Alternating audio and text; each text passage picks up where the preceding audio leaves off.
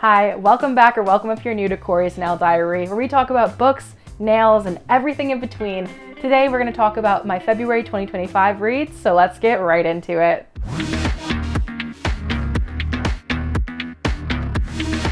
So this month I read 3 books, but I'm giving myself credit. I read 3.5 books, okay? Here are the books I read, but here's how far I'm into the one that I haven't finished yet. Okay, it doesn't quite look like half there, but it's okay. I'm gonna say 3.5 because you know what? We are going to be kind to ourselves and pretend like I read half of it. So we're gonna go individually through each book that I read this month. The first book I read this month was Practice Makes Perfect by Sarah Adams.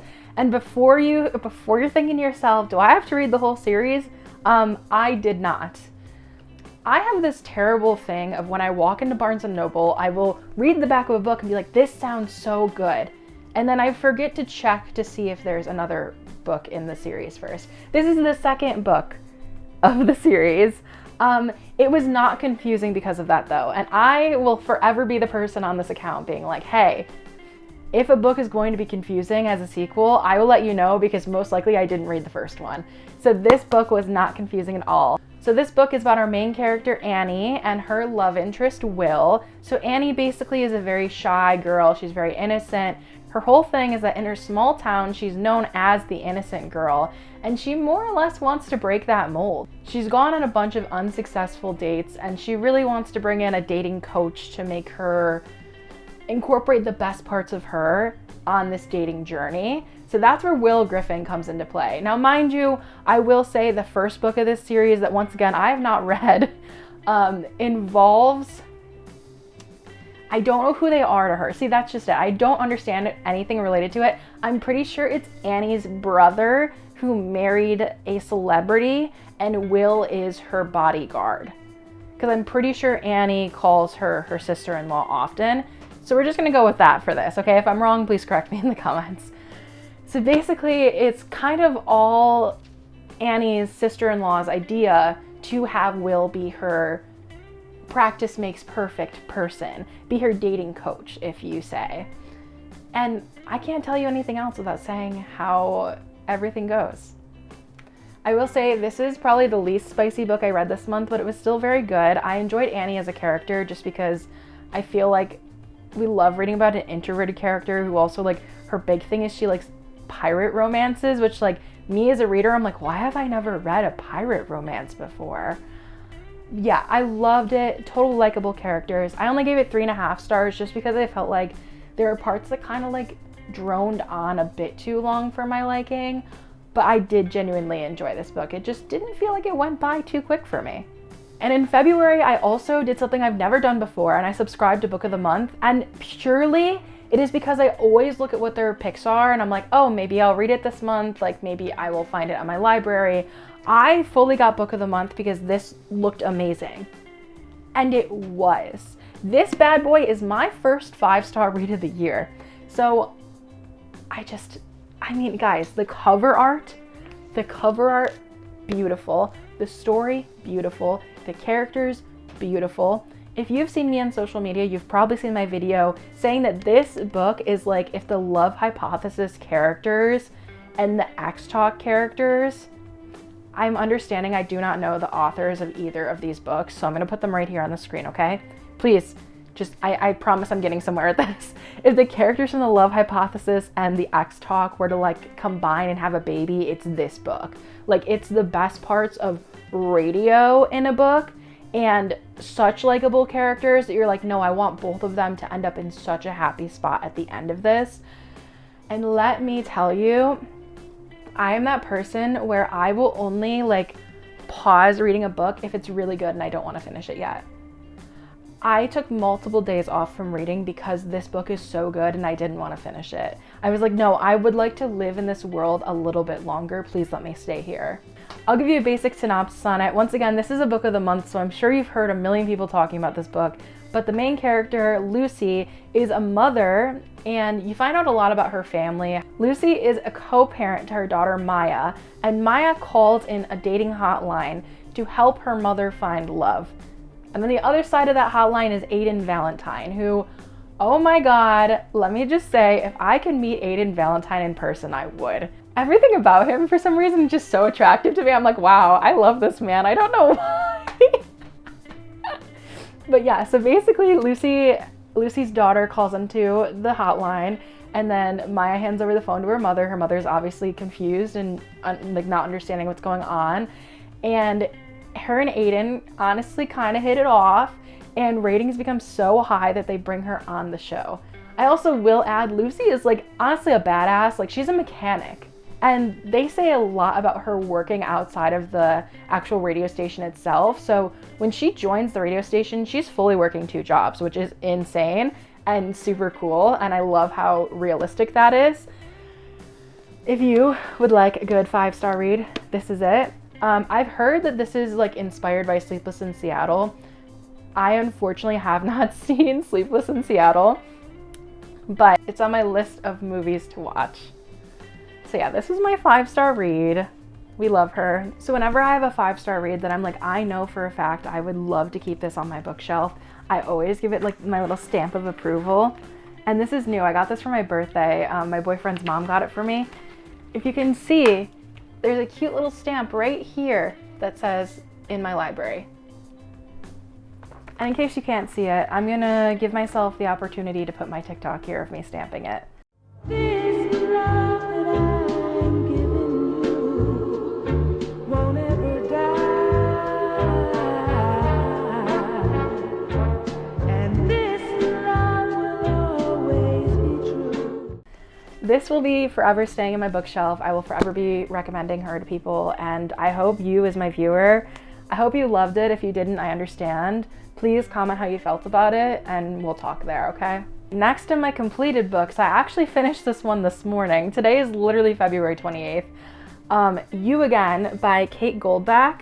I picked up this book because I was sick, and it happened to be at my library as an ebook on Libby. I didn't know what I was getting myself into, okay? I fully had heard good things about this book, but I didn't know how addictive this book was going to be. I read this 400-page book in 4 days. Like, yeah, I was homesick and I wasn't feeling very good, but I still found the time to just whatever. This book, I gave this a 4.5 stars on Fable just because I felt that the beginning moved a little too slow. I like a good slow burn. This one was a little too slow for me personally. But when we got to page 200 and everything started ramping up and the enemies to lovers decided that they were in the lovers era, I was like, oh my goodness, I can't put this down. This book, I loved the characters. I loved how flawed they were. They both were flawed. I love a good book with flawed characters, and I thought that these characters were both flawed. I love a good friends to lovers type of arc, just because it's what I live. My boyfriend and I are friends to lovers.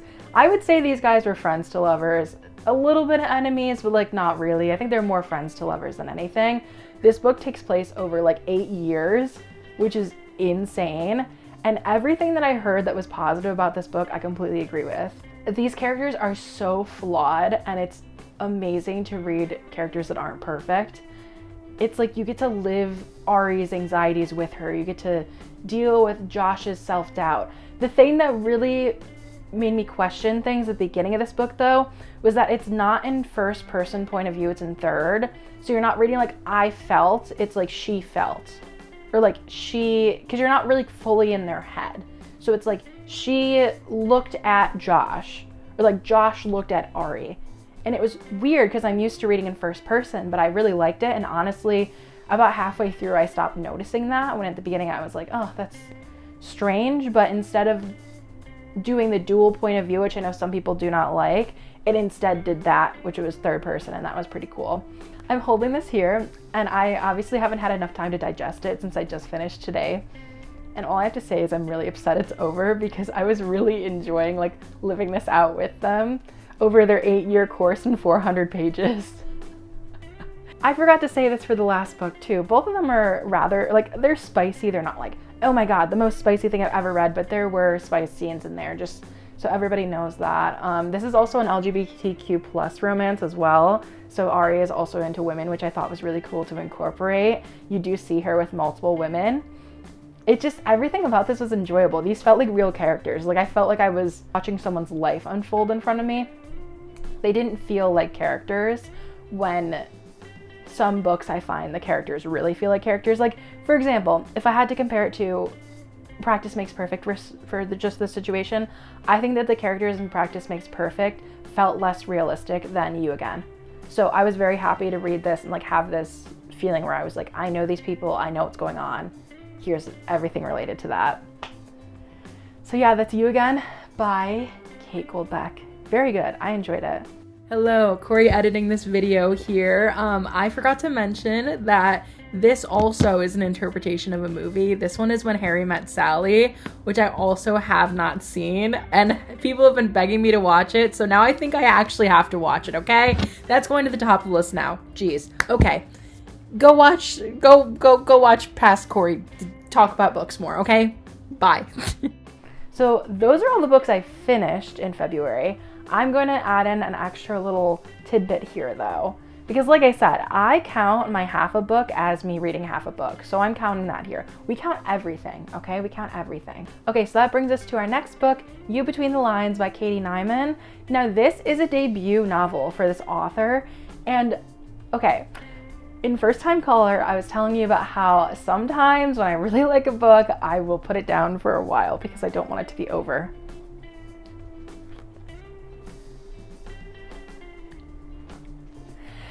This book specifically feels like it was made for me.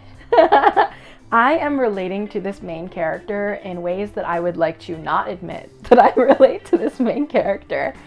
Specifically, and I will read you these quotes because I obviously can't give you a full review of this book yet since I haven't finished it, but I will read a few things.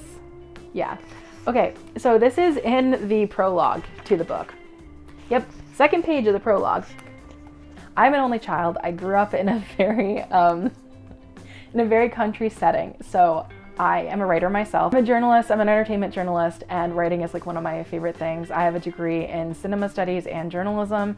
So when I pick up a book that has anything to do with someone being a writer, I'm like, oh, maybe I'll relate to it. Writing's my escape. As an only child, I never grew up playing house or doctor or any of the other games siblings play together. Instead, I made things up just for me. And now, while other kids are first kissing and kicking soccer balls over summer break, I go to creative writing camps, exchanging poems with braces-clad boys who look at me like I'm the kind of girl who knows how beer tastes. The writing's my escape part is very accurate for me, and also the only child part. Next. So yes, I want to be a writer, but not the annoying kind. It feels like most writers are very, very annoying, particularly the population of straight white literary men. The kind that everyone hates but craves the approval from anyway. Yep. And then, yep, okay. Later. I was going to say Erica Goh was my favorite, a young poet who plays with pop culture, but I got intimidated and lied, saying F. Scott Fitzgerald instead. I did dress up as Daisy for Halloween, but that's only because I look amazing in a flapper dress. Now, I know we don't know each other like this, but me, growing up as a child, writing was my escape. I had a love-hate relationship with it for a very long time, literally to the point where I was like, I don't know if I want to do this for my life. And also, in high school, my favorite book we read was The Great Gatsby by F. Scott Fitzgerald. This book feels like it was written for me, okay? So I took a pause from it because I didn't want to go through it too quickly. So basically, when I got Book of the Month this month, I saw this on there and I was like, this sounds like a really good book. I didn't even tell you what it's about because once again, I'm not giving you my review of it yet because I haven't finished it. But I was like, this sounds really good. So I ordered First Time Caller, and then I went over to Amazon and ordered this on release day. I am sad to keep reading it because I love it so much already. This, I can already tell, is going to be up there with 5-star romance for me at the end of the year. So yeah, this is the book that I'm only halfway through, but hey, you know what? Sometimes you have to move through books slower at a slower pace to enjoy them more, so that's okay. Okay, and those are the books I read in February 2025. And then I feel like as a fun way to end these videos, just because we are Corey's nail diaries, I'll show off my nails. In my January video, I was like, of course I hadn't done my nails and they looked pretty ugly back then, but I actually just did my nails here. Oh, I don't know if they're gonna, yeah. A cute little early spring design. And then up in the cards right here, or right here, I don't know which side it's gonna be on. I will make sure that it's linked for my nail video if you wanna know how I did these nails. So yeah, February overall, I read 3 books, which is insane. I have a goal of reading 25 books in 2025, and I'm well on my way. Let me know if you've read any of the books that I talked about today, if you plan to, if you have any interest in it, and otherwise, keep reading, happy reading, and I'll see you other places on the internet. Bye!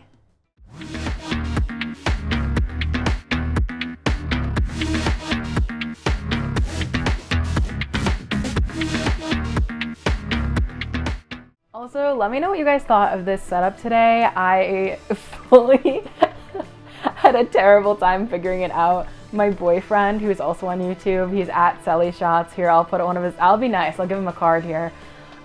He usually does my whole setup for me, so he's on a work trip right now, so I had to do all of this on my own, and I'm currently sitting here with a light that fully is plugged in and won't turn on, so I'm hoping this doesn't look atrocious.